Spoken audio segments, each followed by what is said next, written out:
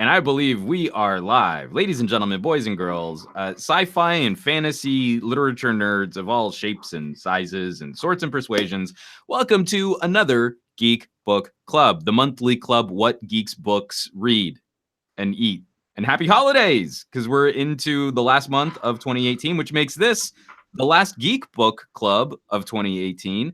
With me, as always, is my lovely and talented co-host, Mr. Andrew Wallace. Thank you again for joining me on another romp through some sci-fi literature.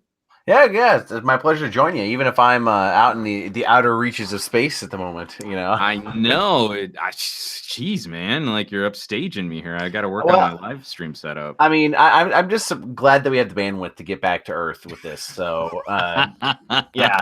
But it's quite exciting. We have ourselves a good old game of Clue in space for everyone tonight. Yes, we do. I mean, literally down to the individual pieces, and the names of the characters could just literally have been ripped out of the board game. I don't want to tease it too much. I mean, sometimes we play the game where we'll chat for like a half hour before we actually get the show started.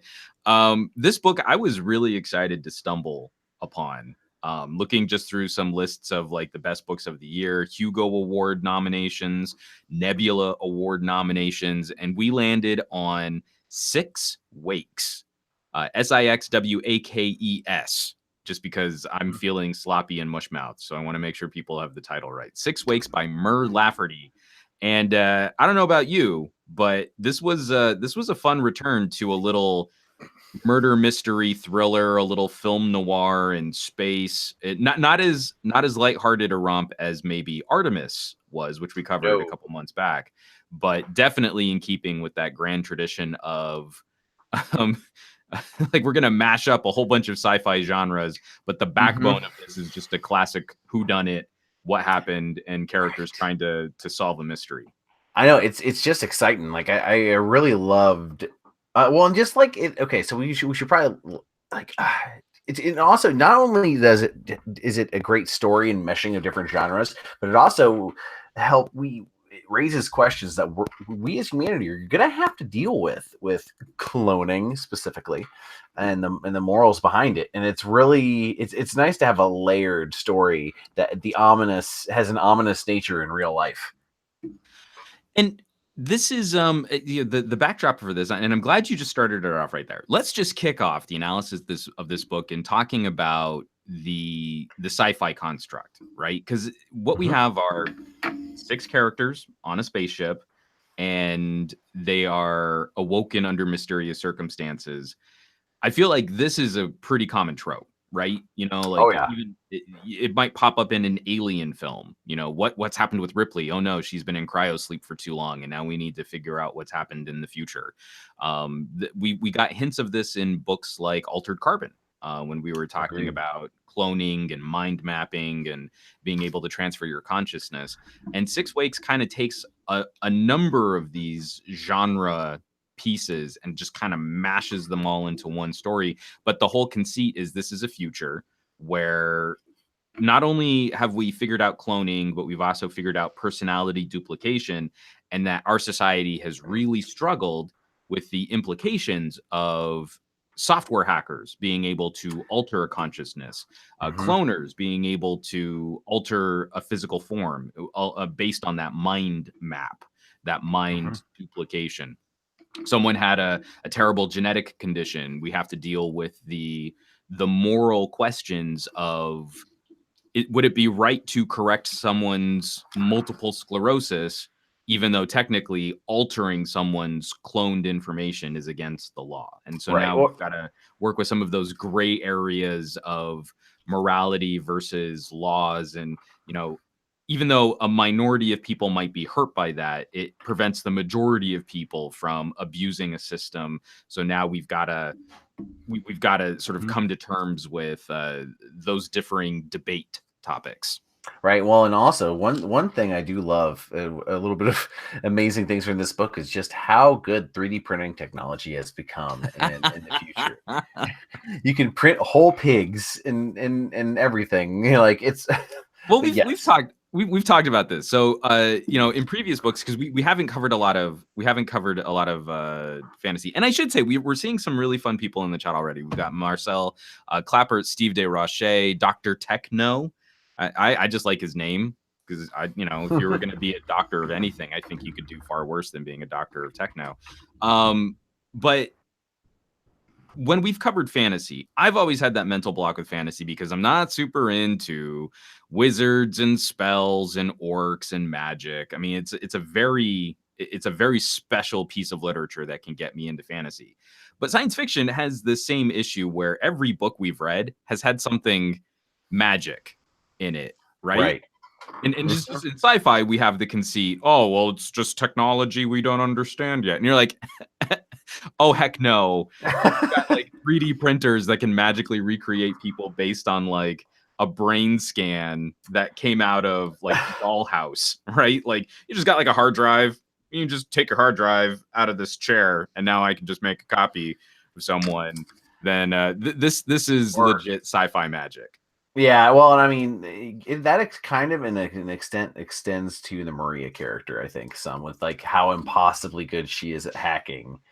Well, spoilers, Andrew. We haven't even made it that far. Oh no! Oh, geez, guys. Maria's just at the beginning of the book. She's just a lowly assistant who like cleans up messes and things. See, okay, this is something I want to talk about with the flow of this book because please do. I think we're both going to have some similar issues with how this book builds and how character traits are revealed. Well, I wouldn't say, like, for me, it wouldn't be so much of an issue. I just found it interesting because it flows very much like a visual narrative, and like you would have like a script in a television series or a film, where you start out and it's very visual in how they describe this murder scene, and everything's in zero G, and all the body fluids are mixing together, and it's a crime scene that's tainted. Well, like you don't know anything about any of the characters. And you assume that they kind of at least know each other. You know that they're convicts, and that's it. But none of them know what each other's crimes are. Well, you gradually, as things happen, as they're trying to figure out what's going on, they'll splice into what happened to X, Y, and Z character, or like one character as things happen pertaining to him, move on. It's really interesting, and it definitely makes me feel like it's like an adaptation. It would make a direct adaptation to a visual medium very well. Now, I'd see that's one of the things I would almost say that this was a problem for the structure of the book. Really? I very much enjoyed this book. So first off, let me just say, this is a fun read. It's like 300 pages long, 360 pages long. This is a fast read. It's got all of those taut thriller, whodunit twists, turns, things that you don't expect to have happen. The actual completed story is something I enjoyed. But I'm getting about halfway through this book, and I can't keep shaking the feeling that, oh, well, this would be where the break would happen, and this would be the next episode on Netflix after I waited 6 seconds for the credits to stop playing. And that to me was just a little distracting. So we arrive on the Dormire. How do you pronounce Dormire, that? As I understand it. So the Dormire is a generational spaceship. Full of people that are traveling off to Tau Ceti, the Tau Ceti star system. They're basically all rich, but crewing the ship is, like you were saying, you need to have people actually crew this ship. You can't just put it into like deep sleep for everybody. Someone has to be at the wheel. So they've got a crew of convicts, and they're under the command of an artificially intelligent computer system. The book opens beautifully, where one of the crew members is getting awakened out of a cloning vat. So the trip to Tau Ceti is supposed to take something like 400 years, something along those lines. Yeah, about half, and yeah. So again, the magic of this book isn't like warp drive or hyperspace or anything like that. You get in a spaceship, you fly for a really long time, but you can clone yourself. So, that might be 5 lifetimes, but you could have 5 clones ready to kind of fill in those gaps and to kind of keep the voyage safe and interesting all at the same time. But when we come into the book, they're about 25 years from Earth. So the ship has been out there for 25 years, and one of the clones is being awakened in her cloning chamber, but that's way too early. Like no one should be getting recloned at 25 years. Right. And as she's getting out of her little cloning vat, she can see that there's basically just been a massacre of all of the crew members on the ship. And unfortunately, they don't have access to their most recent memories. All of their backups have been wiped. All of their mind maps have been destroyed. And they only remember from the day before they got on the ship. So that was like their last uncorrupted backup. So 25 years of their lives have just disappeared. And so now it's up to them to search the ship for clues, to untangle the relationships of the people on the ship, and then to try and figure out what happened. And that's where we get some really great commentary as to the ethical considerations. So the human captain of the ship, Katrina, her older clone was not killed in the massacre, and so in this Earth society, only the newest copy of an individual has any kind of legal right to being that person, and that's one of the compromises that clones made so that they could also will themselves their estate. So if I die, I can just give myself all of my stuff. But if there's 3 versions of me that have been illegally cloned, I'm only supposed to exist once at a time. But if 3 versions of me exist, only the newest version has any legal right to me being me. The other 2 are supposed to be euthanized. So now we've got a captain who's in a coma. We've got a new captain who has no memories. And with every second that the new captain is awake, well, technically she's the one who should exist, but the old captain in a coma is the one who might know what happened to the crew. And so immediately there's an ethical debate as to how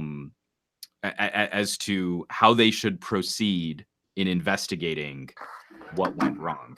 Now, how would you feel if you were put in that position? As far as like, how would you feel about your clone, your older clone who hasn't given anything to you, like in terms of memories or anything because of their state? Like what? Like I don't know. Like they that ethical question really did kind of like it's almost like a I don't know, like this section of the book really kind of hit a core as far as just like how mentally warped that would be and would make you having that as your reality.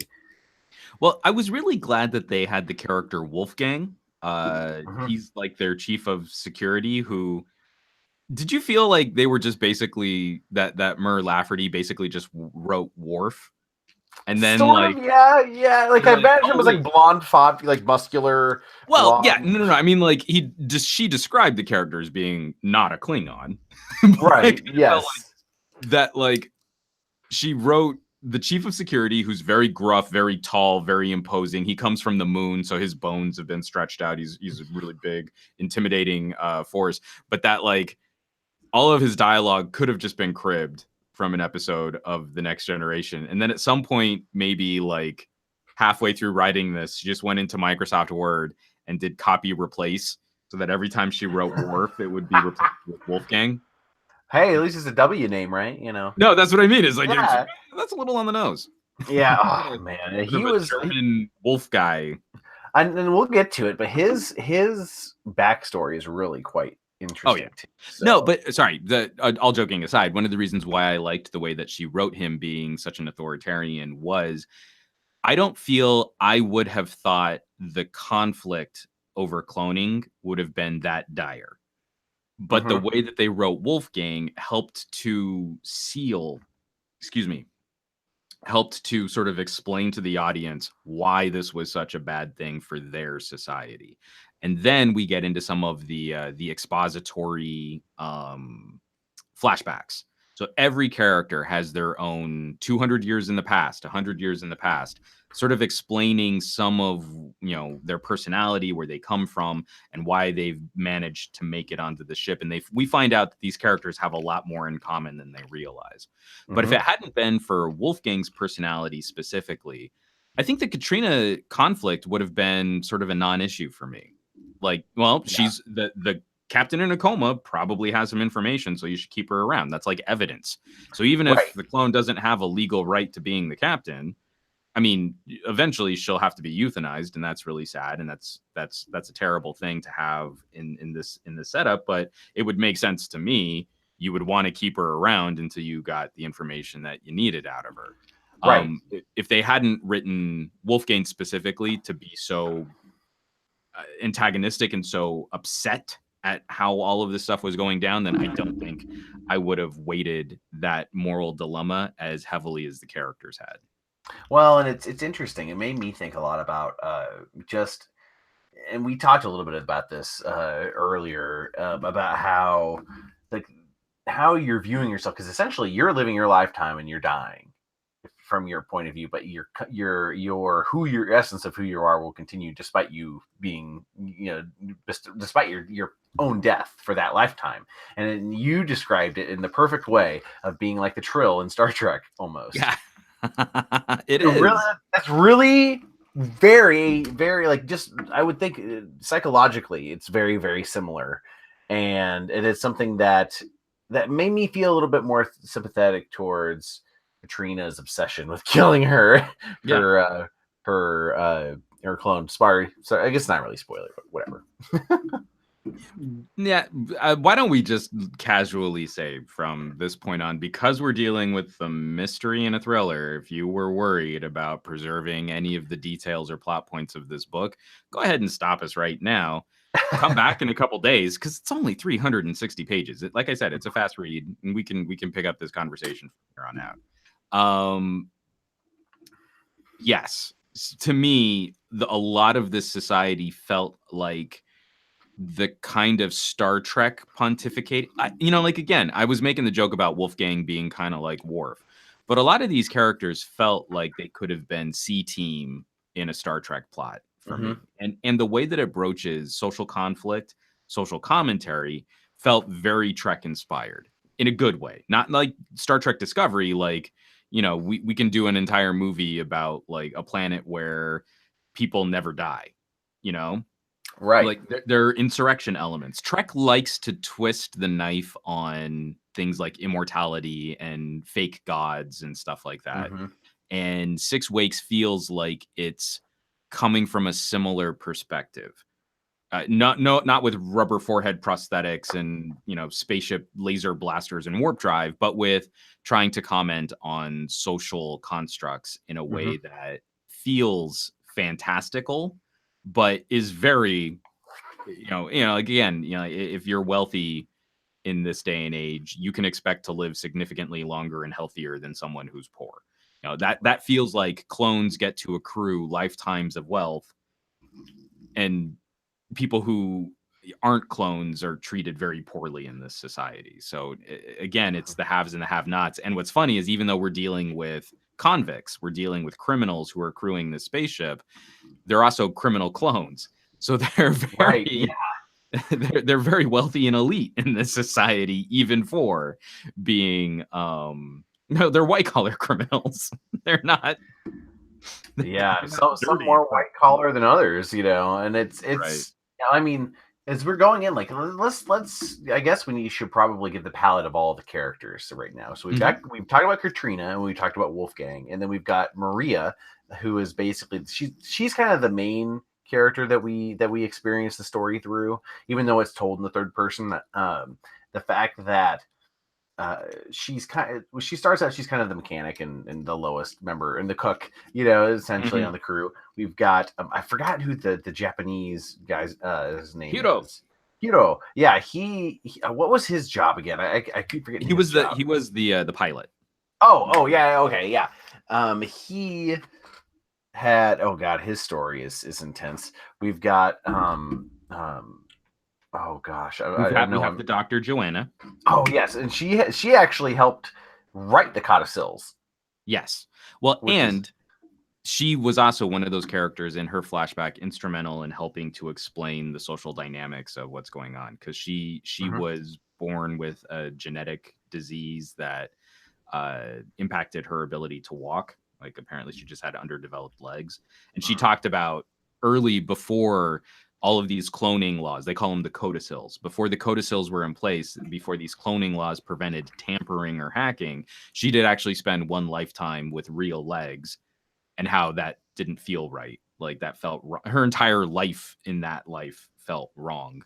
And Mhm. then also we've got engineer Paul, and Paul is a very twitchy and um, He's kind of the awkward black sheep nerd of like the if this crew, were a kind comedy, of. I imagined him being played by oh, what's his name from the guy who plays Guy in Galaxy Quest, Sam Rockwell. Oh, yes. Only not funny. It's not a funny version of No, he's like Guy. on Moon. He's like on Moon, A little essentially. bit, but he's you know, Paul is a very fearful, and the rest of the crew doesn't understand why he's having such a hard time at the beginning of the book. He has a very hard time with being cloned, and none of the crew can understand why, because they've all been cloned for multiple lifetimes. And then lastly, like I said, the entire ship is under the final authority on the ship isn't the captain. It's not Katrina. It's an artificially intelligent computer system called Ian, which I think Hmm. just stands for Intelligent Artificial Network or something like Hmm. that. Something along those lines, yeah. And Ian is like, it was very smart, of course, to have Ian kind of slowly come forward. And Ian's story got a little bit into the magic side. Like I think the Ian side of like development kind of dipped a little too much into the sci-fi magic. But yeah, we'll get into that as we get towards the climax of the book. But yeah, like it's a very broad palette, and it's kind of like the Murder on the Orient Express sort of thing Mm-hmm. going on, and it's I don't know, like I found most of the characters to be pretty well explained, and like I get their motivations though. Yeah, Sam Rockwell's character though a little bit less, but they did that purposefully. So I don't know. I thought that the overall this story unfolded very well, and there were plenty of red herrings going along in the story too that are just classic murder mystery that I quite enjoyed. So Now, did you feel like the tone stayed though? Because I kind of felt like there were moments of this book that blew through elements of legit thriller. The opening of this book mhm, is phenomenal. agreed. Again, because it's a trope where everyone wakes up with amnesia, but the explanation is on point. The crime scenes that they describe are on point. You know, Hero has been hanged. The Mhm. captain is in a coma. Joanna, I think, had her throat slashed. I mean, like Yeah. the and that Maria, as the lowly at the beginning of the book, Maria is the lowly chef, cook, engineer, fixer upper, has to go through and like clean. And that this is a future where you can't just magically like, you know, scan the room with like a tricorder and know what happened Right. because it's zero gravity. Um, you know, like there is no crime scene evidence. You know, like she has Mhm. to go and fish human waste and human excrement and human fluids out of the filtration system for their oxygen. You know, like Mhm. there Oh. there is no way to just like, you know, magnifying glass and I'll see what's going on. But I kind of felt like as we were getting into some of the reveals and especially some of the flashbacks that there was a hyper melodrama to some of the characters' motivations for why they became criminals or how they were enlisted into Mhm. joining this crew. So we move from sort of taut sci-fi thriller to a little bit more of a mustache twirling film noir. Again, that Mhm. heightened emotion, that heightened melodrama, not an on the rails grounded hard thriller. Kind of like, you know, even when The Expanse starts bringing in magic with sort of alien life forms and that kind of exploration of the human condition, the show is still very much grounded in a harder science fiction feeling. And for as much as of a fun romp as Artemis was grounded in Agreed. very practical rules for what life on a lunar colony would feel like. So I feel like those books held to their initial tone better, where Six Wakes starts out as one thing. And while I still enjoyed the trip that I took, I feel like I ended up somewhere different than where I started. I'd say I agree on that. The tone shifted, I'd say, around let's just say the hero red herring. I'd kind of say after around because I kind of got a lot of like Event Horizon vibes during that middle part of the book with Hero, which is hilarious because Marcel in the live chat was saying, "Oh, this sounds like Event Horizon." And you're like, "Oh, really?" I didn't get any hard gothic horror vibes, but I could see where you could take that character's arc, because Hero becomes something of a knife wielding maniac in the second act. Mm-hmm. Yeah, and the way what happens to him is just insane too, because his background is that he, against his will, essentially he's been copied, and they've hacked his mind to be essentially to be murderous killers, and so psychopaths and sociopaths. But then in the end, they catch them all, and so the innocent hero is there, and essentially from the law, he has to be merged into one to be tried for his crimes, which is horrible. The fact that the one hero basically didn't have anything to do with it, didn't have anything to do with it at all, and he still has to go through this. So it's pretty horrible. And it definitely drives the point home. They find out, and they do this on purpose to Hero, that basically the alibi hero, the good hero who doesn't do anything wrong, who's there just to establish that he works a job and he goes home and he eats food, is the first one cloned. So when they catch all of these other bad assassin heroes, when he starts describing, you're like, hey, I didn't do this. I'm the real me. According to the law, he's not. According to the law, he forfeits his rights to be him, and that because the court understands that this is a very interesting circumstance, that this is a very unique circumstance, their solution is terrible. Yeah. Let's just smash a bunch of serial killers into the same brain as like a totally normal dude, and it causes him to have these fits, these moments where good hero can black out and one of the bad heroes can take over. Yeah, it led to a pretty good chase through the Dormeyer sequence that I rather, like cat and mouse section. The second act action beat is, I mean, that again, I keep coming back to, this is like purpose built, where every chapter of this book should be an episode of a series arc on Netflix. Mm-hmm. And that was a great action beat to break up the middle third of this book. Right. Yeah, it was really quite good. And overall with this, one thing I enjoyed about the mystery of this behind this is it wasn't just like the technology wasn't just set dressing. It was vital for for the mystery as a whole, which was really nice. And so a lot of it, with the exception of the mind mapping space magic, it was very grounded in the limits of that technology. Yeah, I found, which was really satisfying. Well, and to your point, I mean, there is also something that's very efficient here. There's a cast of characters which feels a lot like The Man from Earth. Like, you could almost stage this as a play, because it's not like you're doing a whole bunch of like one-off individual characters, like, oh, I've got to go interview this guy at a bar, like Altered Carbon style, where you need to have a cast of dozens to get through this story. It's 6 people on a spaceship. Oh my God. Can you imagine the live production? Everyone's on wires, Well, I feel like, again, like I would want to do it mixed media, where you kind of like, maybe you have some screens giving people a prologue, but then once the actual action of the book gets into it, you just sort of ignore some of the gravity of the spaceship. And it's just, again, like I feel like a very limited set, you could probably do this legit. Oh on man, stage. that'd be awesome. Hey, well, if you're watching Mur Lafferty, we got gold for you. Give us write up a stage play version of this, and I'll rent out a black box theater in Albuquerque, New Mexico.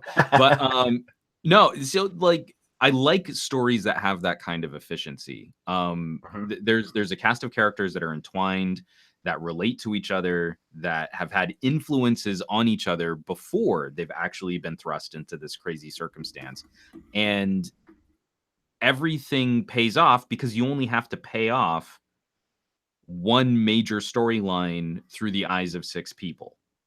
You can do that in 360 pages. In I don't think it's quite as taut as maybe say Station 11, which we read a couple months back, Oh where yeah. Station 11 also I think beautifully encompasses a minimalism, an efficiency of character, so that we don't have to go off and set up scenes and pay off moments and recycle ideas and re-explain what's happening here or get into exposition. Six Wakes does this all, like, and again with 6 people trapped on a spaceship, so we don't even have to deal Yeah. with too many different scenes in different locations except for some of the flashbacks. And even in the flashbacks, we start to find that all of the people are on the ship because of one super old ultra rich clone Who that steals? sort of pulled strings to make sure that everyone will be together on the ship. Well, and in that respect, I just got very intense flashbacks to Altered Carbon when the Nice. social commentary. Like it's the same exact beats. Essentially, it's the same. They could have been a character from the Altered Carbon universe almost, because it's so direct with that, and that's one thing where that is the, I feel, the thing, the boogeyman of the future if we don't play things right. With Well, cloning and whatnot. because we've there's a common idea in science fiction. In there are more utopian stories where we hope that technology will be for the betterment of everybody. I feel like there's a common thread that's happening in dystopian literature where we're trying to find science fiction-y ways of talking about things like wealth, income inequality, wealth disparity, the influence of more corporate forces over our daily lives. You can have sort of an on the rails sci-fi, not even very well executed, like Elysium, that Matt Damon film. Like we've got Oh these yeah. magic, healing machines that can fix everybody, and they're apparently really cheap to operate, but for no good reason, our society's not going to employ these in any meaningful fashion for poor people. And just because, rich people are evil, like the Right. movie is basically just that for 2 hours of kind of tropey combat. Right. I feel like Altered Carbon and now 6 Wakes, and to a lesser degree, Artemis and Station 11 are doing much better jobs of addressing this with, again, science fiction has a social commentary component to it, but they managed to do so without completely obliterating what makes those stories entertaining at the same time. Yeah. Agreed. There's, as we learn more about the crew, and you said about how they all kind of were more connected than they thought. And it's really interesting how they had there one common thing between them. I'm just gonna say now is this, and I have forgotten this person's name. The ultra rich clone, corporate clone, I'm looking her CEO up now. clone. I completely forgot. I mean, usually, folks, we have like show notes and stuff. I didn't write any. Yeah, no, It's yeah, December and I'm tired. So yeah, and it's interesting. Like there was Maria was brought in because she was a hacker. She's an Mhm. expert hacker, and fixed someone that was close to her and became into her employ for a couple of hundred years, or 100 years or so. And eventually, she threatened someone in her organization. She threatened someone she was influencing with having Maria hack their brain and essentially destroy who they are. It's a fate worse than death that some people might view. And of course, she drew a line. Maria drew a line with that, and of course, she was arrested soon later. We've got the Wolfgang, who, oh god, his story is probably the worst of them all. Like, is maybe I don't know, hero. Oh, you mean the best of them It's all? true. The best, yeah. He was an extremely bigoted priest who on the moon who was getting ready to The advocate extermination of all clones. yeah, clone genocide essentially. And so one of the people that works with him in the moon on the moon in his church kidnaps him and he clones him and euthanizes the previous clone without his consent, which is insane. Then he went and he went down basically on a vengeance spree to kill all the people involved with the people who cloned him essentially. Mm-hmm. And or so he believes all of the people. And I kind of imagined the Magneto going after Nazis montage from Yes. X-Men. Yeah, exactly. Like I've got a list, and you know, you kind of killed me and cloned me a whole bunch when I don't believe clones have souls. So that was pretty pretty mean spirited of you. So now I need to kill you like a whole bunch and make sure you're super dead. Oh man, he's like a paladin. He's like a dark paladin. I don't know, oxymoron, but yeah.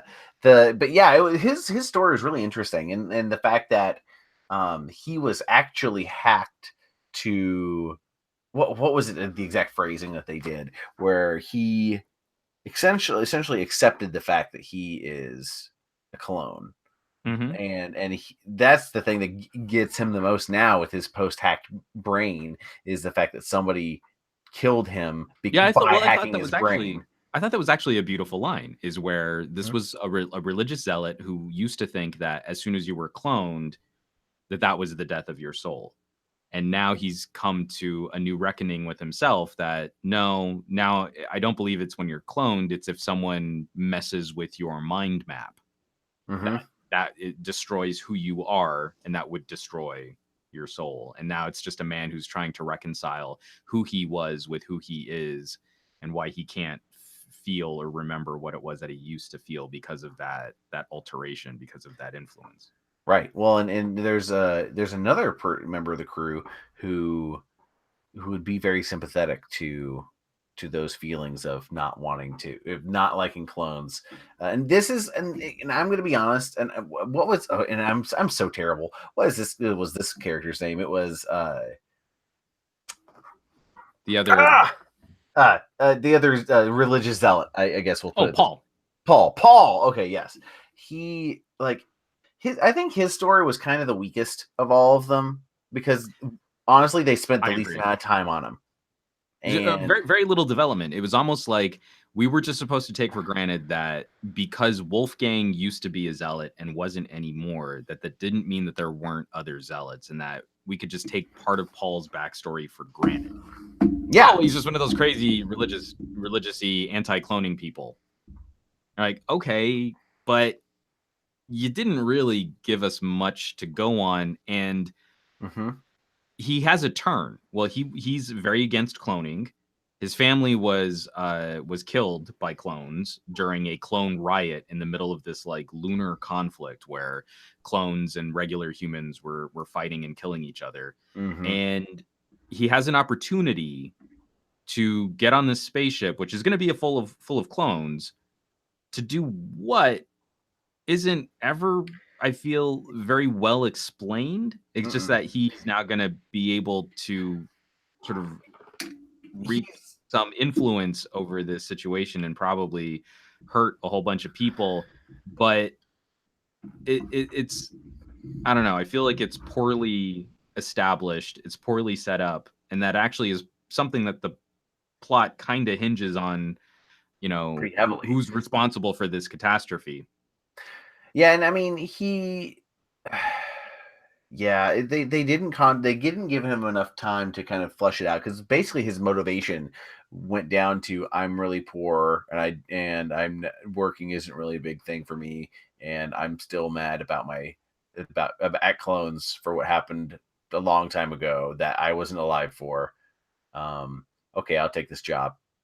Like I don't, yeah, it wasn't. It was a huge leap for him to go from where he started, well, like the earliest chronologically that we come across him, to once he's like for him deciding to go to the Dormire. It's a huge leap in logic. I feel a little And bit. it happens in the course. I mean, even in the story, it happens in the course of an afternoon. Yeah, and it's just it's that's the weakest. See, this is pillar of this this is story. where, because now we're talking about sort of the last third, the end of the second third, and into the end game of this novel, is where I feel the book asks you to take a pivot from more grounded social commentary into melodrama.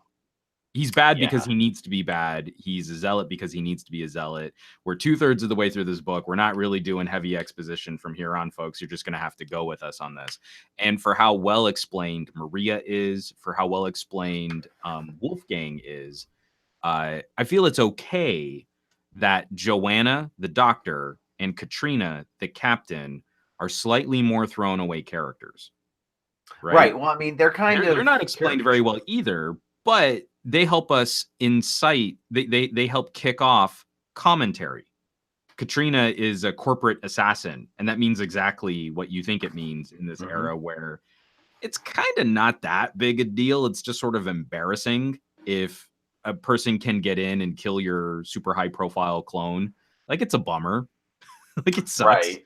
But it's not like a terrible thing. So there's just this undercurrent economy of people paying to knock off rich clones. And so that's, again, it's kind of entertaining, and it gets us into Katrina's personality and temperament, and it helps explain the economy of cloning. And then Joanna helps us explain the codicils. They're not super well fleshed out individual characters. But by the time we get to the end of this story, and we've invested in Maria, and we've invested in Wolfgang, we've even started to invest in the AI in Ian. Yeah. And Hero gives us a great twist in the middle of being a scary boogeyman kind of a character. We get to Paul, and Mur Lafferty really doesn't seem like she's interested in digging any deeper at this point to provide motivation for this character, or to give the book another twist or another turn. It's just, yeah, like, I need a bad guy. Well, and that's one thing that bugged me about it, because it became really obvious just from as I was getting to about 2/3 of the way through the book that Paul was the main the linchpin, because of the fact that there was so little given on him, and that gave it away. Hero's reveal, it happens either a little too early for a good thriller, or a little too late for good melodrama. Yeah, agreed. Like, it's kind of in this weird halfway spot where I think the author is trying to play it too safe for a story that is spiraling out of control. And you know what I think this book really needed was a better ticking clock. Yeah, agreed. Like some having pressures something to something that the time it has like a time, like a time limit of some sorts. Because I thought what it was going to be was going to, so the spaceship is flying to Tau Ceti, and they're 25 years into the journey. So 25 years, if it takes them 25 years to get back to Earth, that's not really much pressure to try and get through this mystery quickly. But I thought I was wondering, or I was hoping that there was going to be some other type of external pressure to motivate them solving this mystery as quickly as possible. And it's when you put characters under pressure that you would expect they're going to make a mistake, they're going to accuse the wrong person, they're not going to do their due diligence. I mean, that's just sort of the human condition, and also tropey. But in a good mystery, you can explain a misstep because of a ticking clock. But here we sort of had some hint of it, that the ship was turning itself around and it was going to fly back to Earth, and that would have meant death. Euthanization. All of the clones, all of the crew members would have been euthanized for failing in their mission.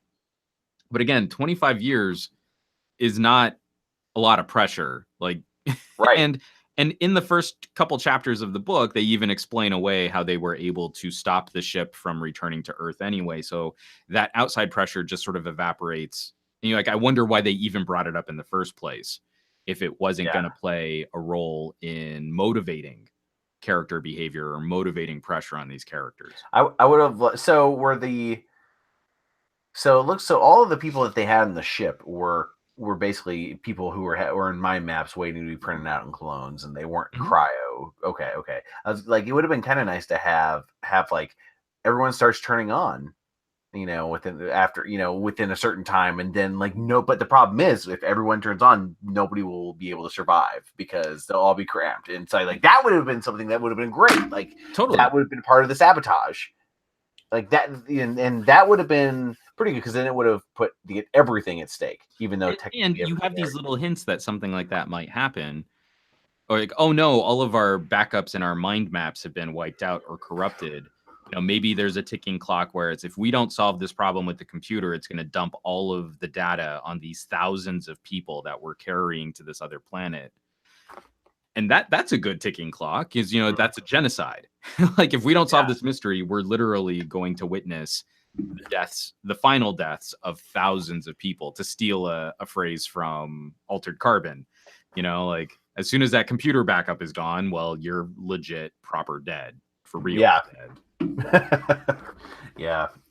It's really, that would have definitely benefited the story in that latter part. But yeah, like overall I found it to be a very satisfying mystery romp.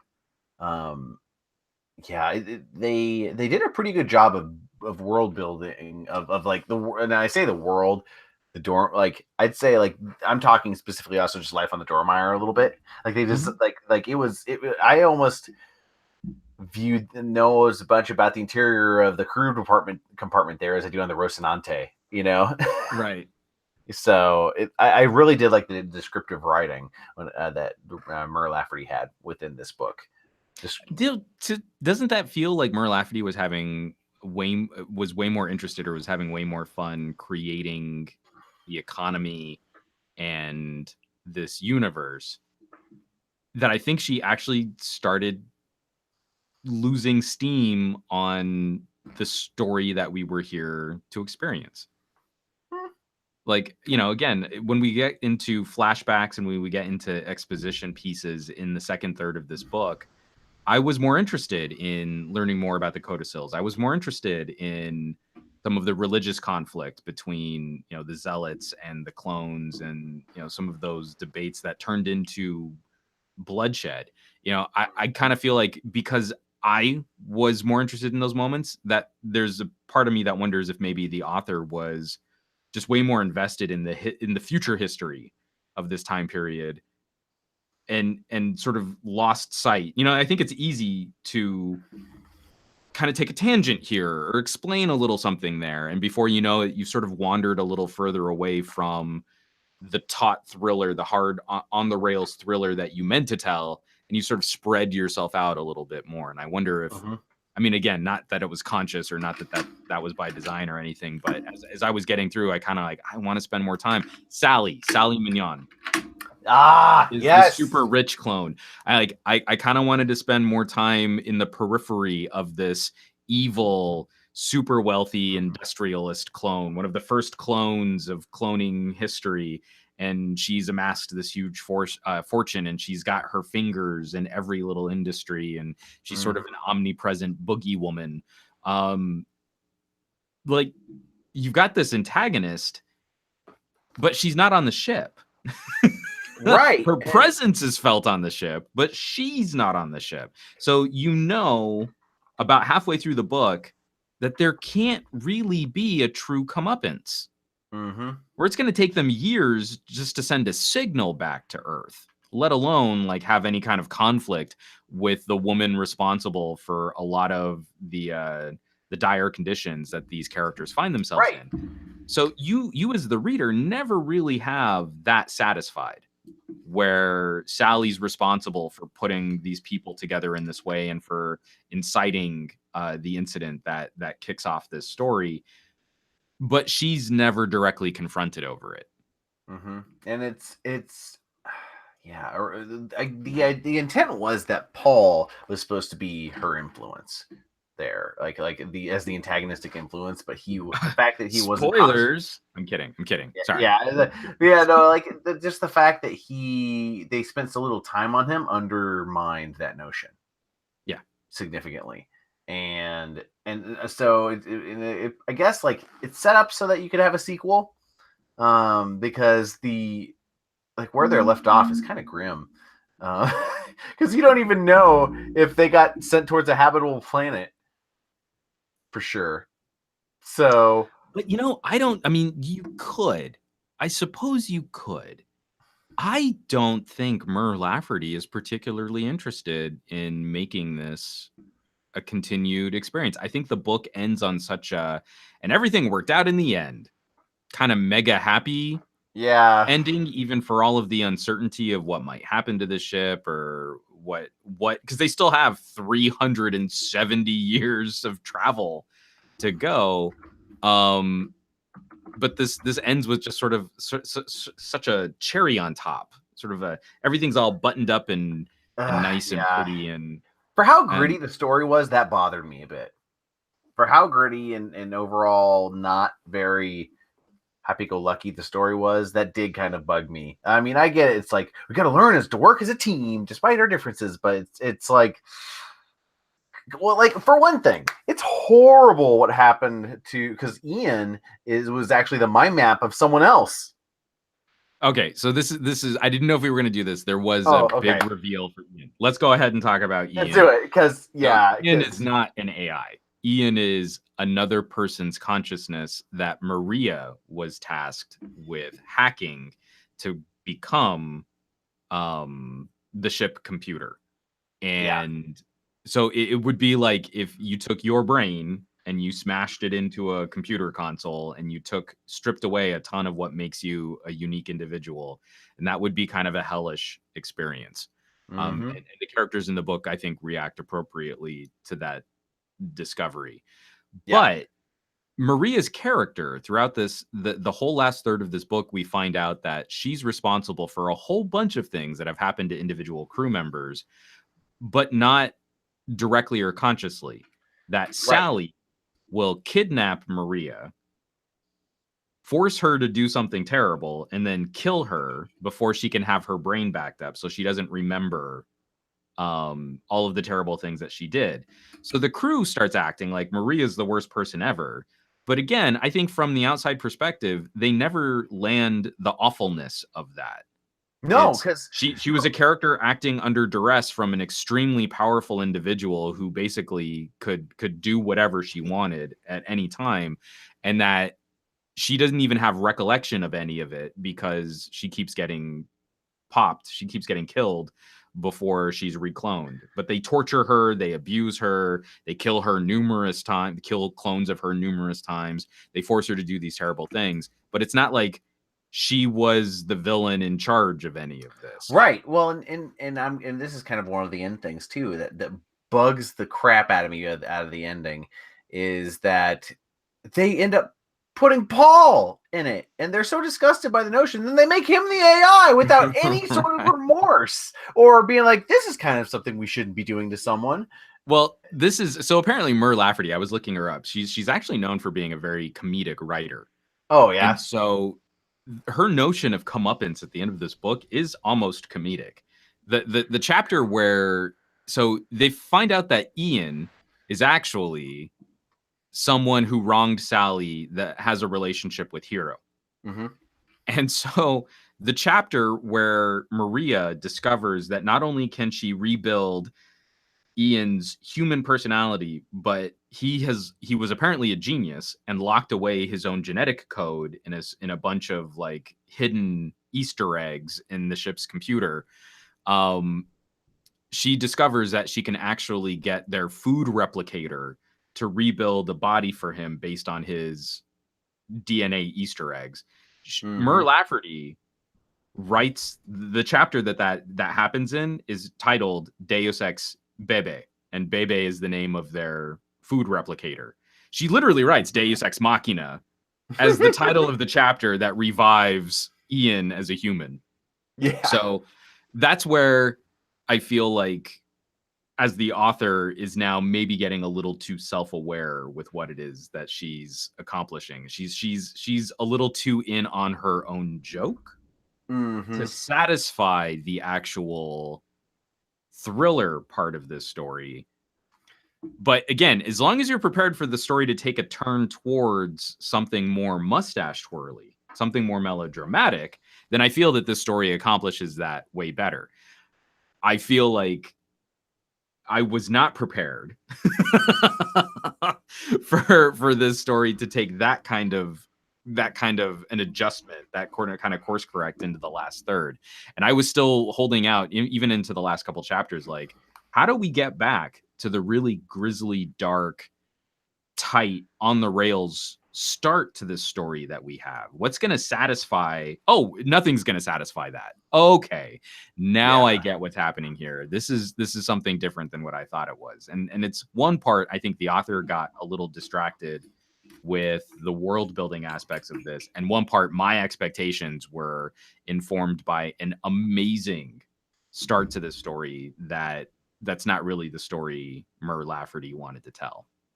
Yeah, it's first impressions are huge, and it definitely made it. That first chapter was a great first impression, and I enjoyed overall the story by far. Like it was I found it to be very fun unraveling the mystery and learning about these people. Yeah, it's just the ending a little bit. You're absolutely right. The tone just kind of shift was just jarring. So I mean, it's good. It was still satisfying. I wouldn't say it overly detracted from my experience. Well, so this is why I'm still holding it up as a book that I would want other people to check out and read, knowing that it's a bit more pulp. Like, how many times do you go back and reread like pulp detective novels? Like, I don't. I've got like kind of a core group of like older cheesy sci-fi books that I like to revisit from time to time, but there are a lot of like, I've got a bunch of just cheesy zombie books from when I was super deep into all things zombies. I'm probably never gonna reread those.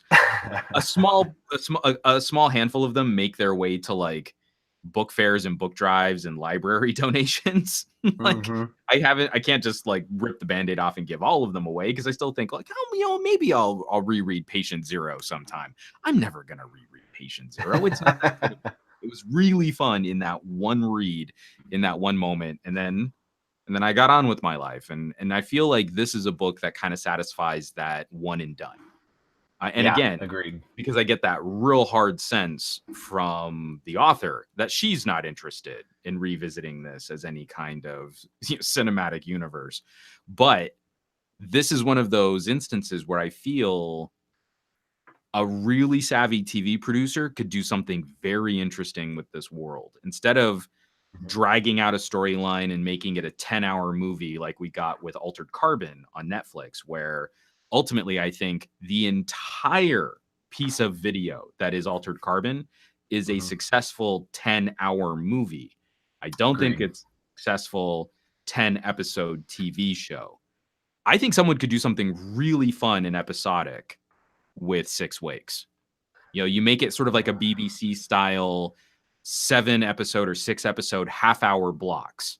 So each episode was only 30 minutes long, and you could chew through each individual character storyline very efficiently, very tight, tongue-in-cheeky. You can do things that are kind of funny with clones, and then get us into that 7th episode, which wraps everything up and finishes off the storyline and ties all of the other pieces before. But we're only talking 3 to 4 hours of media, not like what we got, the sort of bloated Altered Carbon experience that we got. When there's something to be said for having a reading experience that was just limited in scale, that was pretty nice. Like the efficiency was really good in terms of just like, I mean, gosh, some of the books that we read, like the Star Wars one that we did last, the last one was just epic, huge scale, and you had to.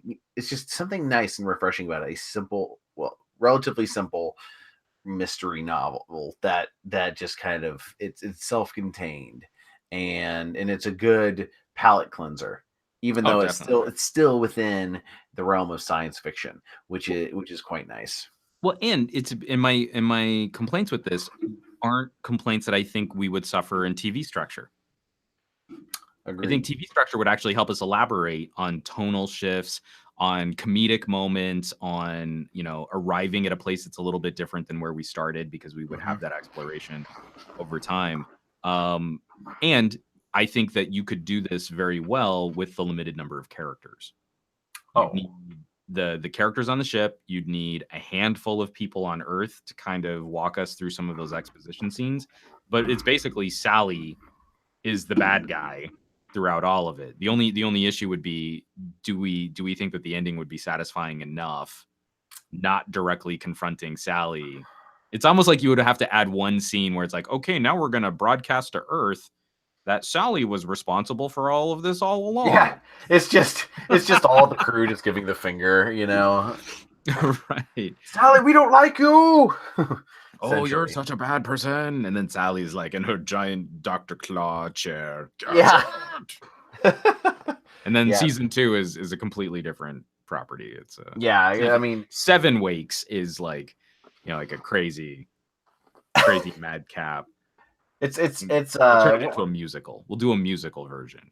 It's like that mission. What was it? That Mars comedy that was terrible with the guy who played Radar in Down Periscope. You know which one? Wow. You know which one I'm talking about? Just have that shift. I'm not sure I do. What, Mars comedy? Yeah, it was terrible. It was, oh god. I'm not gonna look it up. I'm just gonna take it. You don't want to. It has the guy who played Sloan from Section 31 and DS9 in it, but no. So here's what I'm gonna throw to you, because you brought up Altered Carbon, and I feel like you're right. This totally could have taken place in the world of Altered Carbon. We wouldn't have had to have changed much. We just would have had to have added the little data pucks that are in people's necks, and literally this could be an Altered Carbon story. Do you feel like, because I feel like Altered Carbon did a pretty good job of this, but this wasn't a primary examination in 6 Wakes. Do we think we're going to always exist with this trope that clone societies are basically dead societies? Like, as soon as we invent cloning, there's almost no incentive for any type of, culture disruption. There's no cultural evolution, since people are effectively immortal. Basically, culture stops at the invention of cloning, and what we look at is a society in decay. So from Altered Carbon's perspective, it's the rich people just keep trying to build vertically above all of the poor people. Here in 6 Wakes, it's, well, let's just go live on another planet. Yeah, I mean, I don't know. I wouldn't say that it is a decline of civilization. Essentially, it's different because you have to think about it. Think about every single time in science fiction where we've seen either especially long-lived societies or immortal individuals. Like Isaac Asimov does this with the spacers in the Caves of Steel. So humans that go off to live on other planets don't have the same problems with disease, and they've got robots to take care of them, so they can live for hundreds and hundreds of years. But their societies are always depicted as being sterile and devoid of evolution and disruption, and so everything's just very staid and dead and in a holding pattern. But humans are dirty and vibrant and colorful, and we only live for like 70 years, so we've got to do more things with our time, and that's way more exciting. So our culture's way more expressive and vibrant and colorful. I feel like from like the early days of classic science fiction authors to today, that seems to be the depiction of, you don't really want immortality, kid. You think you want it, but you don't. Well, and I mean, the one big limiting factor I would think from a societal point of view with just a society of clones would be the idea of you don't get new ideas from coming in. That is a big thing right there, because if it's the same people, then they're going to be thinking exactly the same way. There's something to be said for bringing in new ideas from new sources. in, and I think that would be a cause for intellectual stagnation within a clone society. Then also, just do you think that the human psyche can really handle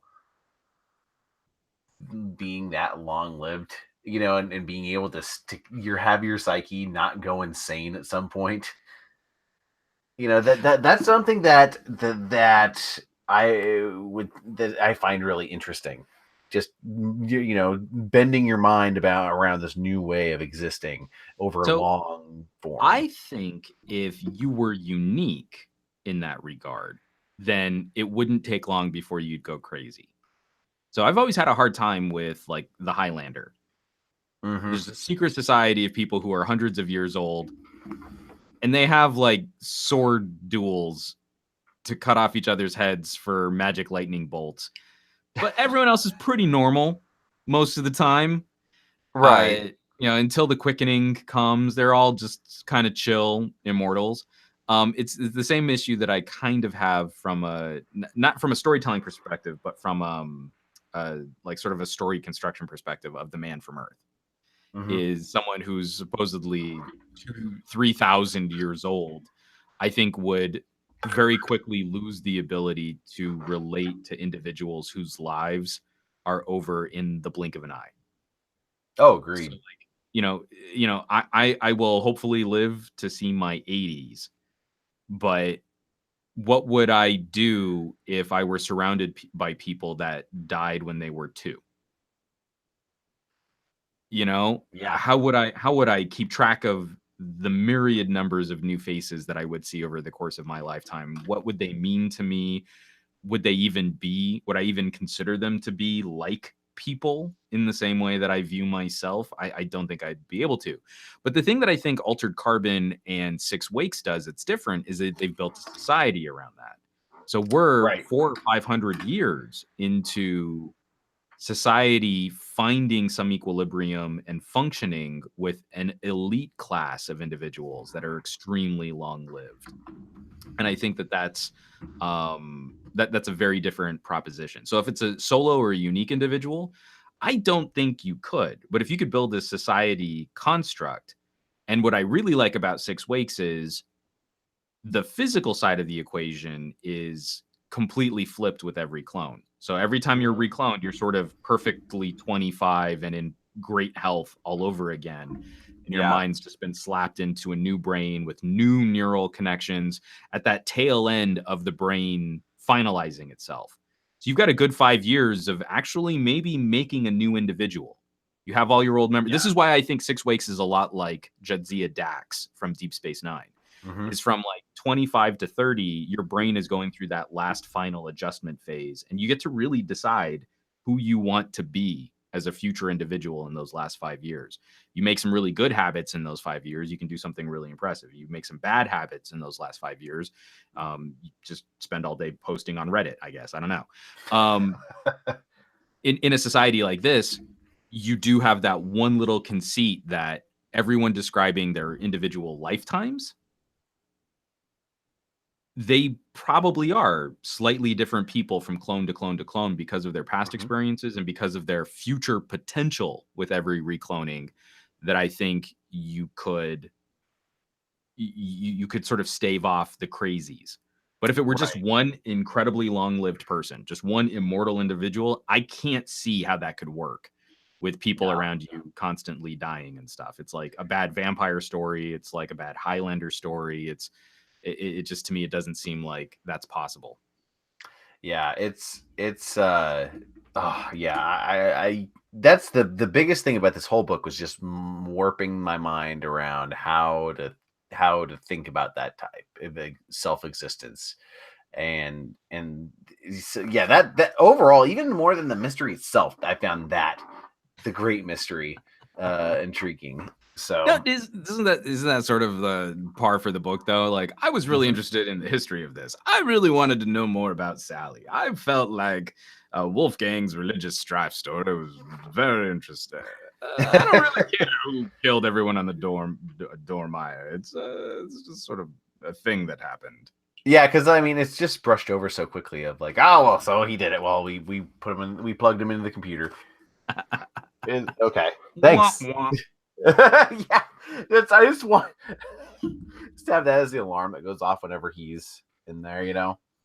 But yeah, oh, God, yeah, it was pretty good though. I enjoyed it overall.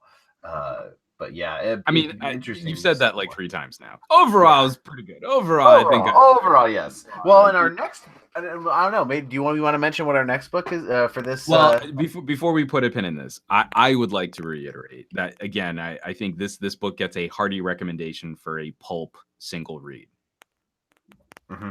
This is not something that I'm going to revisit. Like I might go back and reread an Expanse novel before a new one comes out, or there's a franchise potential, or like I'm probably not going to continue with the Takeshi Kovacs novels just because I feel like in book form he's way too much of a Mary Sue that the books aren't really that interesting to me. Agreed. Like, everything is too easy.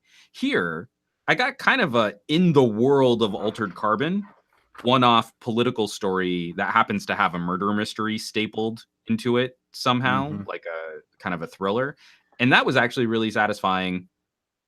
It's immediately apparent in both of us talking about the book after the fact that this story really doesn't stand up to heavy scrutiny. Yeah. But when I finished it for the first time and I put the book down, I was like, oh, that was fun. That was really fun. I had a good time with that. That was cool. But this isn't gonna resonate. Like I'll find myself in the shower thinking about Station 11. Like right, just out of nowhere, just like emotionally like gutted all over again from just how beautifully tragic that book was, or the really heavy concepts of 3-body problem.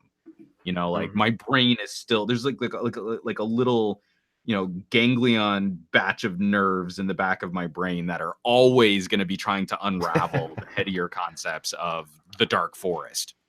What was it that we were just talking about recently? I had it on the it was the laser the laser I forgot what the project was. They were sending a satellite with these sails that would receive lasers from things from Earth to go to a different and just hilarious that because I knew I was in the middle of my tech podcast, and like the main purpose of this is to try and use it as propulsion. So you would send a tiny probe, and a probe literally like the size of a silver dollar, but just with this giant solar sail on it, just fly it out into space. But someone else like editorializing about this laser array said, oh yeah, and it would be so bright that we could use it to like, try and search for life out in the universe. And the second I said it, and I was like, I know Andrew is going to go with me on this. That's just like the Dark Forest. If we tell aliens we're here, they're probably just going to send a giant rock at us to try and blow us up. Like they'll just try and kill us. It's like, we do not want to be we don't really want our location out there. The Voyager probes were terrible ideas. No. No, but they probably were. I mean, like if aliens come back to try and destroy us, it'll be like V'ger. Damn it, your 70s music was terrible. No, not really. But no, like, yeah, pretty much. It's yeah, that was a lot of fun. And there are a lot of books that we've covered that I go to and think about, and a lot of them that I don't really like. Like, what was it? Like one that was good and that was a fun read. It was in the same sort of vein was Ready Player One. Yep, for me. And there's nothing wrong with that by any means. There is a niche for that, and I think that this accomplished that niche. It fits in this niche very well. Yeah. So, I mean, if you followed us throughout this entire conversation, then we've spoiled all of the major reveals, and that's pretty tough.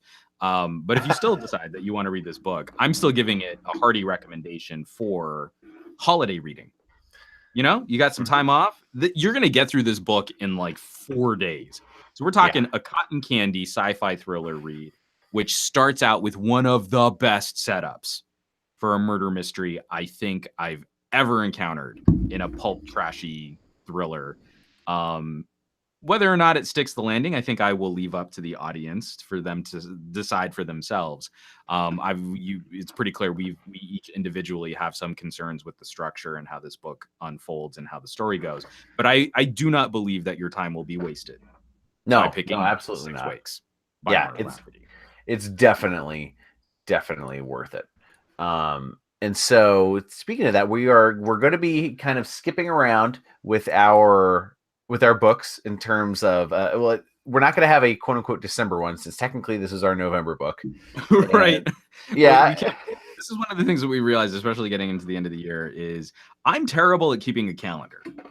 So we're gonna let December kind of wrap up so I can catch up, and then I'm also gonna get my ass handed to me during the week of CES in Las Vegas. So from now until the end of January, we're really just gonna have a January book.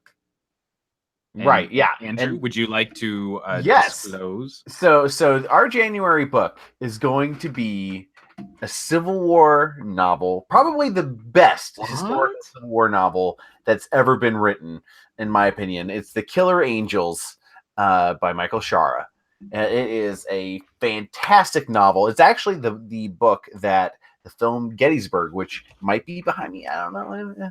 I probably better not leave that on for very long.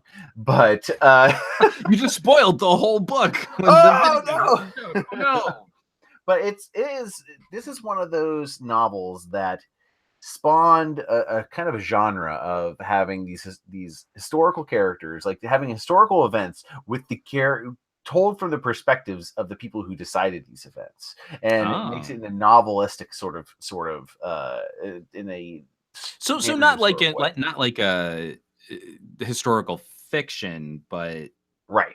I mean, it's like it's there are certain things that are like individual, like they had to take some liberties in terms of like individual conversations per se, but it's true it's true to the story, to as true as that can true be to history, and but then history. sort of taking some liberties with a few, but kind of like a good historical drama, like right. Lincoln. Sure, everything that happened in Lincoln was exactly like how it happened in right. And it's nice too because it gives a balanced look on both sides of the Civil War. And this is one thing that like I have a history. I really enjoy a lot of history. Are you trying to say there were fine people on both sides? Is that, no. Well, like it's oh god, and this is where it's tough, and this is one reason why I kind of wanted to bring this up. It like this book is it's kind of interesting. I think it does a fair and accurate view of both sides in terms of in all aspects, really, like the historical side, and in terms of like their individual motivations, and they were complex, which is interesting, and it handles it with nuance. I've not read it for a long time, and I loved the film. I actually watched the film first with Jeff Daniels, right. and have you seen that epic? I've seen the film. I actually didn't really know that it was based on a specific book. Yeah, it's really quite good, and I recommend it. And we're gonna have a lot of fun with it.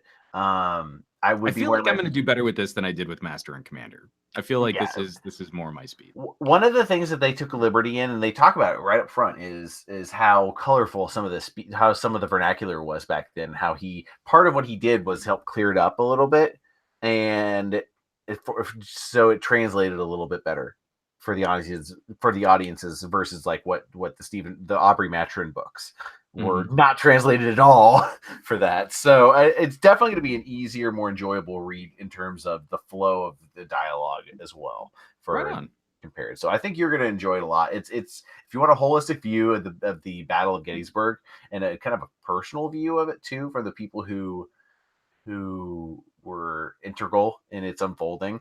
This is a fantastic novel. One more time, title and author. Oh yes, it's The Killer Angels by Michael Shara.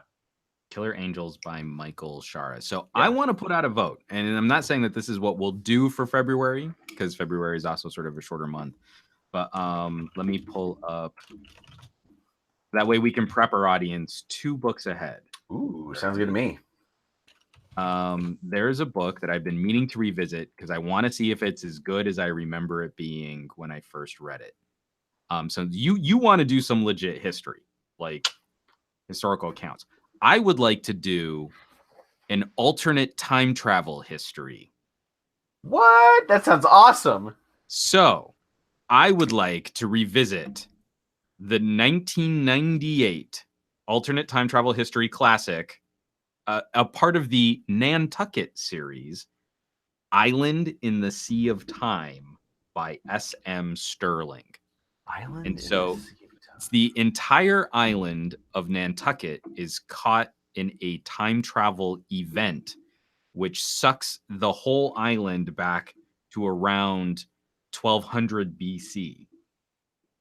And so it's this tiny little island, this vacation spot of an island that has some modern conveniences, but is now cut off from everything else in sort of the current era of the late 90s, but now is contending with altering the future of altering history, of understanding like germs and disease with a native population that they could wipe out, you know, a genocide of like diseases and stuff, and how some of the characters start to travel around the world, while they all just have to learn how to survive because they've been cut off from power plants and electricity and stuff.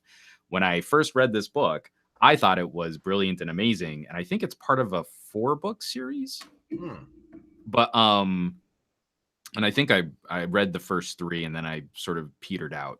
But the first book I remember being amazeballs. So now I would like to see if that holds up to my memory. So we're gonna do a real history. We're gonna do like the real thing, the good stuff, and then we're gonna do a time travel alternate history for February. So those are your 2 books, That ladies sounds and gentlemen, fun. boys and girls, Ah.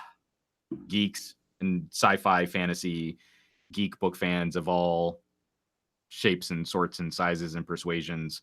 You've got your January book, you've got your February book. You can be on the pulse because we love it when you guys can actually join the conversation, send us messages, talk about your experiences reading these books too, not just us sort of telling you all about them. We can make this a real book club and you can be along for the ride. So there will be more information. We'll have you know, the dates for our future episodes, the end of January, the end of February.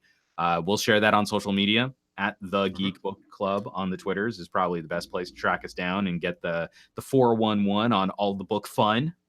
Heck And yeah. and of course, you can also just catch up with us individually. My lovely co-host Andrew, you can find him on Twitter as @FatProduce. I, of course, am humbly @SomeGadgetGuy. And Andrew, actually, I just want to take a quick second here to say happy holidays, man. Not only have we blown past our true 1-year anniversary, our episode 1-year anniversary, but we're at the end of the year, man, the end of 2018. So I hope you'll have some fun time off with family and friends and get to do some cool stuff. Well, absolutely. Happy holidays to you too. Yeah, I hope you get to have a great time with your family and friends. I've got plenty of time we're going to be spending with family, puppies, and all sorts of fun stuff. So, and we do have a request here from Aditya Anil. Could we do some kind of community post with the new books? You know what we should do? Let's pin a tweet to the Geek Book Club Twitter page, because like I said, I post the finished audio versions on SomeGadgetGuy.com. I think one of our New Year's resolutions should just be coming up with like a really cheap ass like blogger blog or something where the Geek Book Club can also live on its own.